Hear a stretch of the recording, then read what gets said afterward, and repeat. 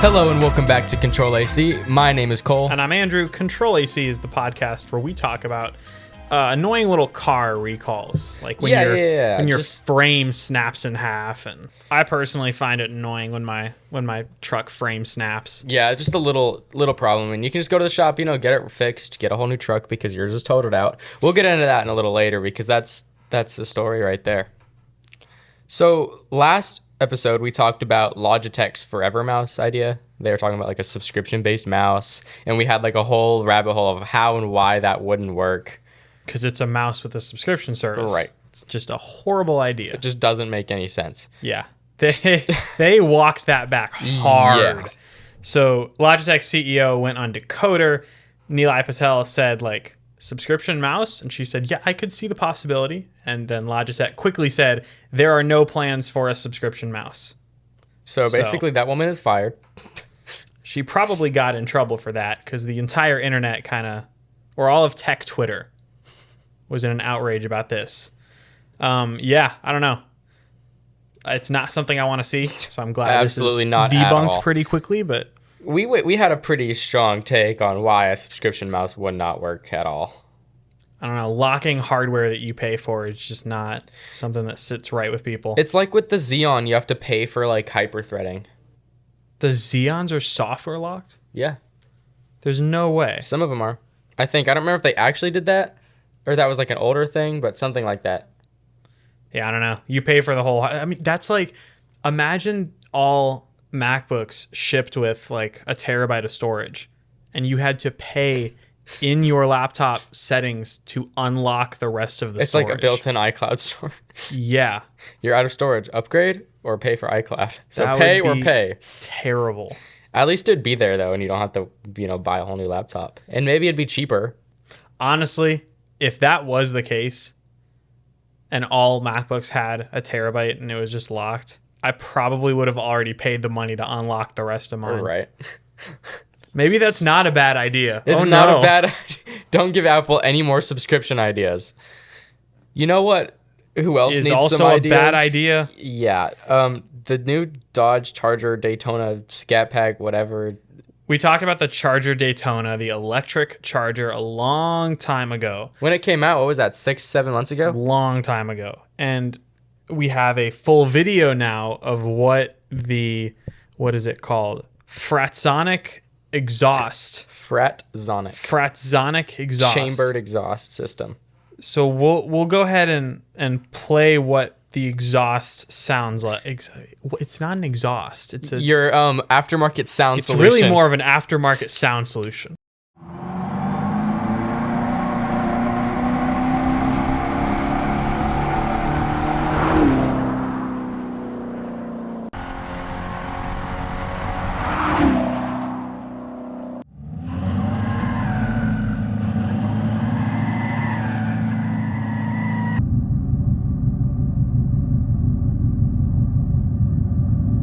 Honestly, first impressions of the sound, I don't hate it.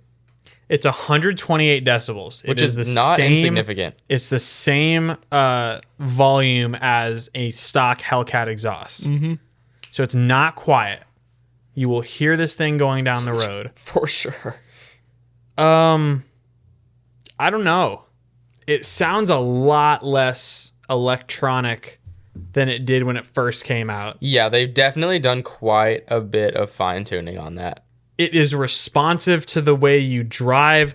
It says it gets more intense in the drag, drift, and donut track modes. Only Dodge. You can switch it to a silent mode too, so you can just go pure EV silent. So you can silent with the legal sound that it has to have. Right. But if you leave your house at like 4 a.m, you don't have to have electric fake sound waking everyone up. I don't. Oh, and then the ignition sound. Oh, the startup from the interior? Yeah. I hate it.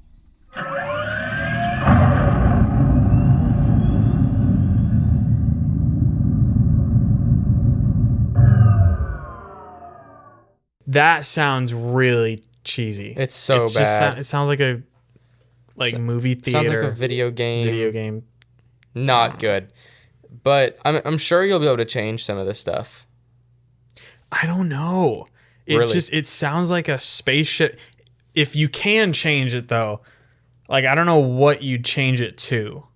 It's not like you can make your own exhaust sound because it's all custom tuned to how you drive. Right? I mean, similar to what the Ioniq 5 has, it's got like different sounds, sound like banks essentially for the 4 or 5 different modes it has.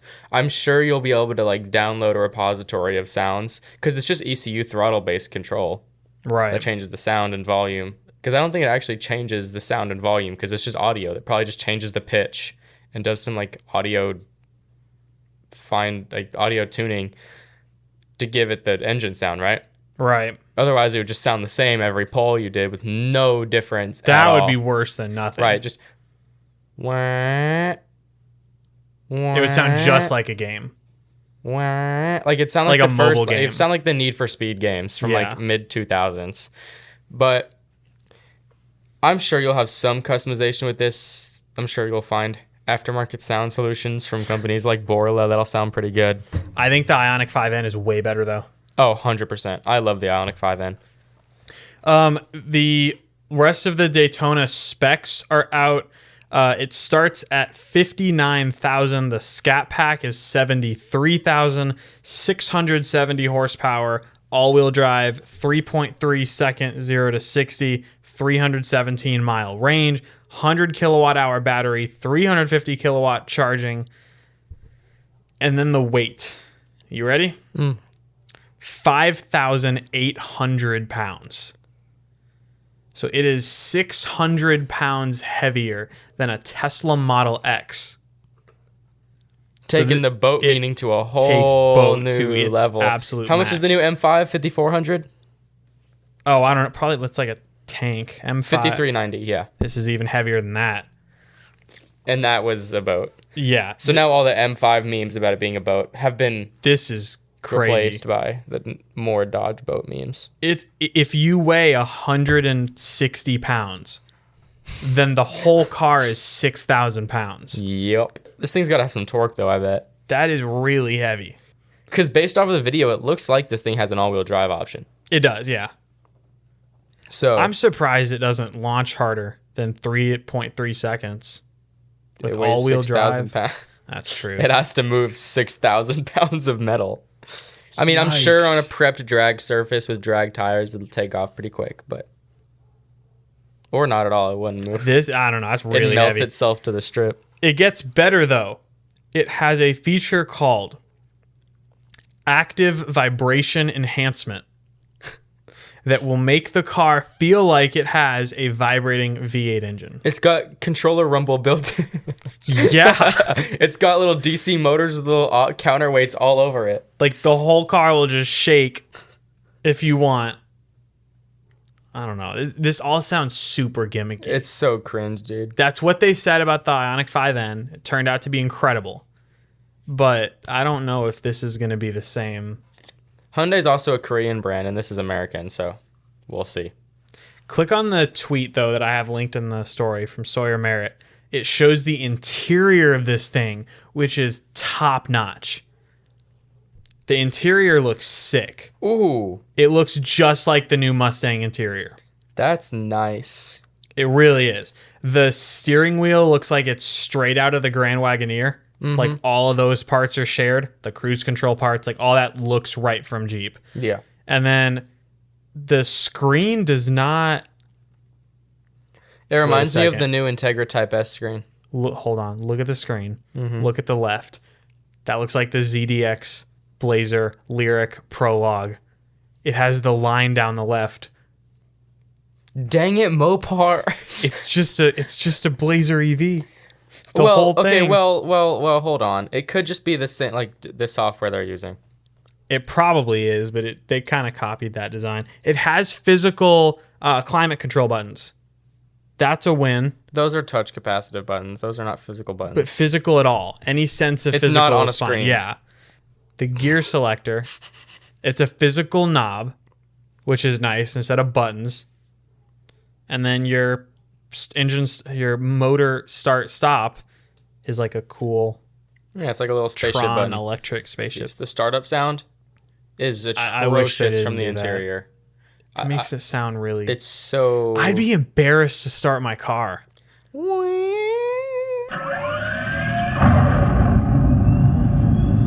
Like that's genuinely embarrassing to have that play. You can probably turn it off. I'm sure. I'm sure you can. If the whole car doesn't have sound customization, I guarantee the interior startup sound will. Yeah. I'm looking forward to this. I really would like to drive one. It would be very nice to be able to review this car at some point soon. Production should start fairly soon. So maybe we get some of these by the end of the year. Maybe we get reviews by the end of the year, but I don't know. All I can think of are Hellcat prices going way, way up. If you recently bought a Hellcat, you probably shouldn't drive it as much. That thing is about to be like your new 401k. Pretty much, because they're not going to, right? Or like the Dodge Demons, dude, those are going to be worth millions of dollars in 10 years. Yeah. Assuming they're not all wrecked. I wish they just took this new design and kept the V8. I bet they will. I bet they'll bring back the V8. If they put a Demon engine in this brand new body style, that would not be bad. Demon, they can make it the Daytona Demon. Demon Daytona. Huh. We're definitely going to see, because Ford is still making muscle cars. They're the last one. No. A couple brands are canceling their EV only. Well, the last like muscle car though. Yeah. For now. Say what you want about the Daytona, it shouldn't snap. Right. The frame should not snap. Unlike another popular EV. The Cybertruck. Summer is coming to a close, and that means you're probably going to be spending more time outside. So if you want to have a custom backyard built just for you and your family, you can contact The Complete Backyard. They build custom outdoor spas, living centers, pools, cabanas, pretty much anything you want. And you can even see it in VR after they 3D model it for you. And since colder temps are on the way, you can get that perfect fire pit that you've always wanted right in your own backyard. For a consultation, you can go to thecompletebackyard.com. So the Whistle and Diesel Cybertruck durability test. If you are on YouTube pretty much at all, you have seen... if you're on social media at all, you've seen at least a clip of Whistle and Diesel testing one of his vehicles. There's the Skyline R34, which is just two Skylines stacked on top of each other. Durability test. You've seen the G-Wagon durability tests. Yeah, he's known for the G-Wagon, the Hilux. Those are like the two viral ones. Honestly, the Skyline too. That had a pretty big little moment. That was Ferrari. It was wild. The Ferrari was the one he's best known for. The Ferrari is most definitely the best. Well, until now, most well-known. Right. Because he ran the Ferrari through the cornfield, set the thing on fire. Yep. Yeah. I'm surprised he didn't get a cease and desist from Ferrari. He probably did. No, he would have brought it up. He durability tested the Cybertruck. He teased it for like 2 or 3 years. And it went just about how all the other Cybertruck durability tests go. So the thing is really durable. It's very well built in some areas. It's capable. The thing is very capable. Very capable. He drove it up a dirt hill and it scaled it like in 2 seconds effortlessly with immediate torque, as you'd expect. Right. He jumped it off of a ramp and it got so much air and hit the ground. It was fine. And it's on bag, so it's okay. Right. The suspension was good. It could like drift in a field. Like everything that truck did, it did very, very well. Except tow. He drove it off of a ramp after it got stuck. And then he drove the F-150 that he was also durability testing over the same ramp, and it got even more stuck. So he used the Cybertruck to pull the F-150 out. And when he did that, the entire frame of the truck... Okay, so hold on. You say the frame, but like not necessarily everybody knows exactly what you mean. So I'm gonna describe it really quickly.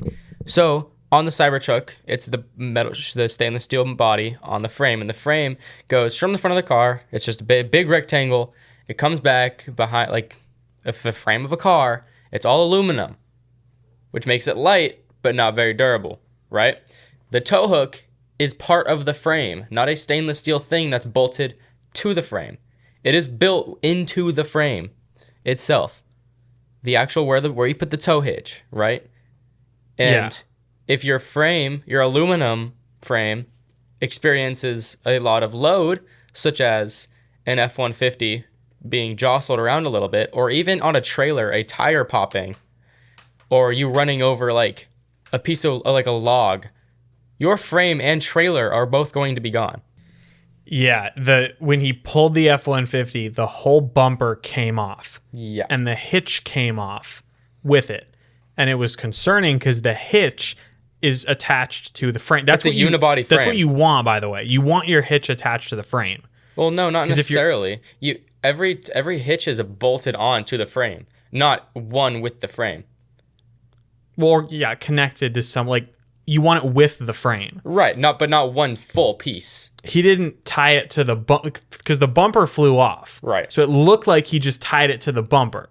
If you tie a trailer to the bumper, It's going to rip it off. It'll rip off the bumper. But he actually tied it to the hitch, and the hitch broke off. Yes, broke off the actual frame itself.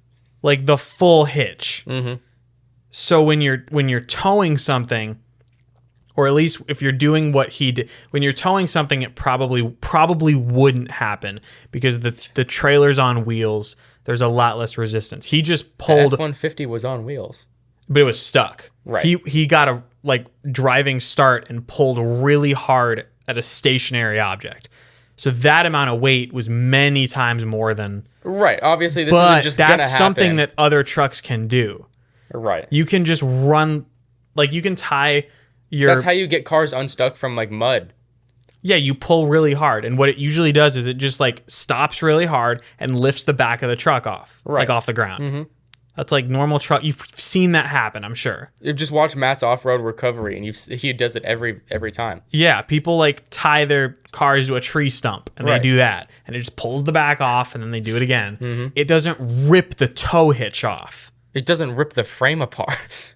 In the video, you can see the whole back of the frame is all bent. It's broken. It's cracked off.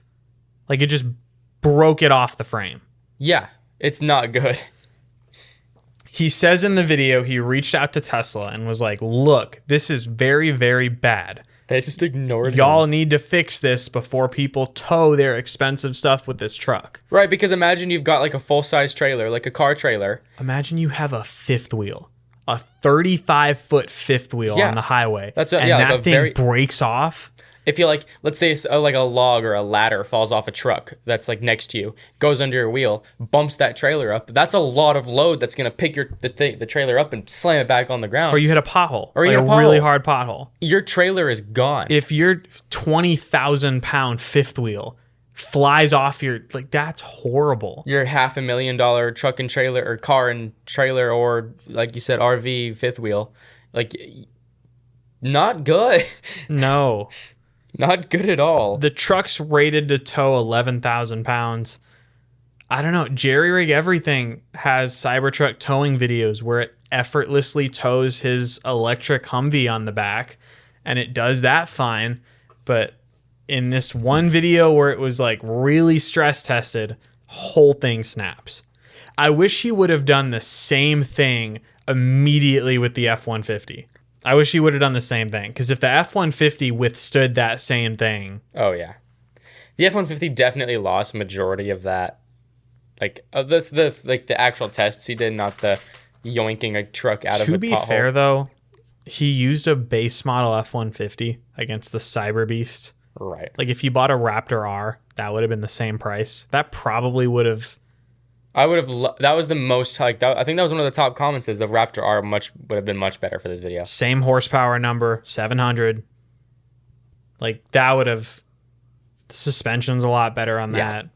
Definitely a lot different. I don't know though. If I'm a Cybertruck owner who tows, right? If let's say you take a car to the track every weekend, right? You're gonna have a big trailer. If you take it to a real circuit track, right? Yeah. You're going to have a big trailer. with a car in it, probably a very expensive car, 100,000 plus. Then you take your Cybertruck, because Cybertrucks are cool. You can't change my mind. I like Cybertrucks. Oh, they're very cool. They're very cool. I think they look cool, okay? Hate on me all you want, like you do in our comments. We'll get into that in a second. And let's say, like, there's a big pothole on the drive to the track. You hit that, your truck and trailer are gone. Tesla, you contact Tesla. They're like, oh, sorry about that. I would bet if you took an F-150, if you did the same thing where you strap the trailer strap to a stationary object and then started driving away in the F-150 and then it like tightened and just pulled on it, I bet the frame would not be the same. I bet something would happen to it. It would bend. On a regular truck? Or, yeah. I don't know, though, because most frames are not aluminum. And most trailer hitches are bolted on in multiple areas. So, like, if you're looking at the back of a truck, right? Here's the frame. Most, like, hitches are bolted on like this. Multiple bolts. It's a plate that goes under the truck. Right. It's a tubular steel plate. If you pull, it's just going to... Right. Like, it's not going to break your frame. It, like, maybe it bends it a little bit. Tweaks it. Like, I'm talking, like, minuscule will probably go back at some point just because of the weight, like, but weight. For it to snap, like, that can't happen. That does not happen. Right. Steel does not snap like that. Aluminum shouldn't be snapping like that. It's just not what happens. At all, whatsoever. And the fact that it is a problem that they need to fix. Yeah, I don't know why Elon hasn't, like, joked about it on Twitter or said anything like that. He's probably scared, dude. But he's been hyping this for so long now. Add that to the list of quality control things. And it's not like, let's see. That video has 16 million views. Seriously? Yeah. That is now one of his most popular. It has 1 million less than the Ferrari video. So not an insignificant amount of people are seeing that video. That is some bad publicity right 17 there. million. That's on YouTube, not like that's with excluding clips and stuff. And yeah, clips are everywhere. Now, some people said that if you watch the video, in another part of it, you can see when he drives the Cybertruck off of the ledge, the back end slams down on concrete. Yeah. But still, even if that happens, it shouldn't crack the frame enough where it snaps.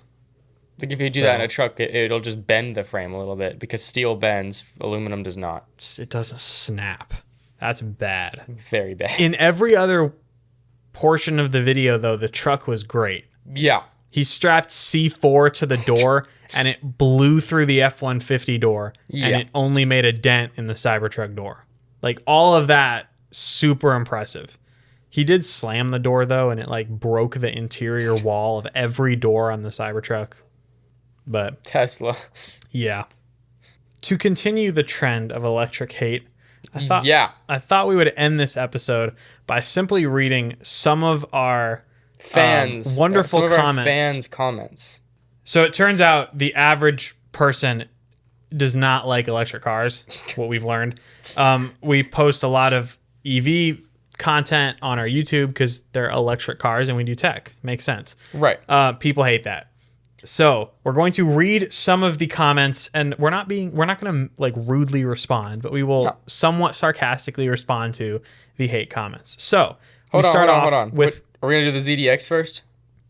No, start at the bottom. Okay, start Mach E. Very first one we did. We have comments like, boo, and they can't even build a regular car right, and piece of garbage, and all of that. But we're only going to read the fun ones. So this person said, yes, that abomination is slow. I can put 40 gallons of gas or diesel in 2 minutes and be gone. So I can go with 1/4 range on a 800-mile road trip and beat you by a day. And that cost I saved on purchase price, I'm still further ahead with your fuel savings. Plus, crap, I'm out of gas. Boom, 5-gallon can. How you do that? Save. How much does this car cost? It's 45 grand. About? Yeah, around. If you were to get like a brand new Duramax truck, like base model Duramax, it'd be around 50 to 60 grand. Yeah. Also, the person is talking about putting 40 gallons of gas. That's into his doable. car to save time. That's doable. But that is $160. So you do beat us to the destination, but you've also spent $160 at the gas station. Right, and this is like what, $10 I think to recharge? Something like that. Somebody also said on this one, I think this one was funny. Ask a Ford technician if it's a good appliance. Yeah, someone said friend bought one, could never get it to work, ended up with the dealer buying it back. Ford just doesn't have the electric experience or dealer experience to support this. Maybe in a few years for now, Toyota. I think that's a pretty solid makes take. sense. Yeah. This person said, I personally prefer combustion engines, but that's a cool car, not going to lie. I thought the review was great. A nice one. Look at that. Look at that. Very fun for me to drive. My family said it was terrible to be a passenger and very jerky if you're not controlling it. I didn't really feel that. That one is the biggest like misinformation thing I see all over the internet. I think that's just like placebo. So many people say electric cars are uncomfortable to be in because of the regen. So many people have said that. And you want to know why? It's because the driver is not a good driver, whoever was driving you. It is not that hard to get used to regen and learn how to drive smoothly. If you just take your foot off the gas, it's going to brake really hard with regen. Right. And it's uncomfortable. So you just don't take your foot off the gas really fast. You just do it slowly. Exactly. People just... It's kind of hard because everybody's so... It's either hate or love. There's not really a...